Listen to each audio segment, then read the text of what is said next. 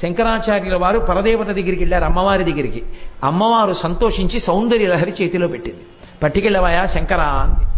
అది 100 శ్లోకములు తాళపత్ర గ్రంథాన్ని పట్టుకుని శంకరాచార్యుల వారు కైలాసం నుంచి భూమండలానికి వస్తున్నారు. నందీశ్వరుడు చూశాడు. ఇన్నాళ్ళు సౌందర్య లహరి ఒక్క కైలాసంలోనే ఉండేది.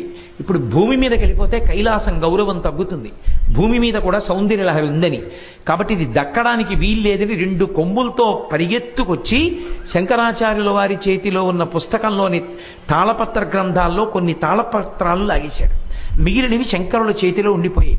59 శ్లోకాలు ఉన్న తాళపత్రాలు వెళ్ళిపోయాయి, 41 ఉండిపోయాయి. శంకరుడు కించిత్ బాధపడ్డారు, అమ్మ ఇచ్చిన దాంట్లో కొంత భాగం పోయింది అని. అప్పుడు అశరీరవాణిగా అమ్మవారు పలికింది, శంకరా, నందీశ్వరుడి చేత ఎందుకు తీయించేశానో తెలుసా?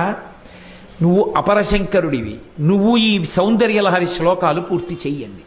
వెంటనే శంకరాచార్యుల వారు ఆ నందీశ్వరుడు తీసేసుకున్న 59 శ్లోకాలు తాను పూరించేశారు.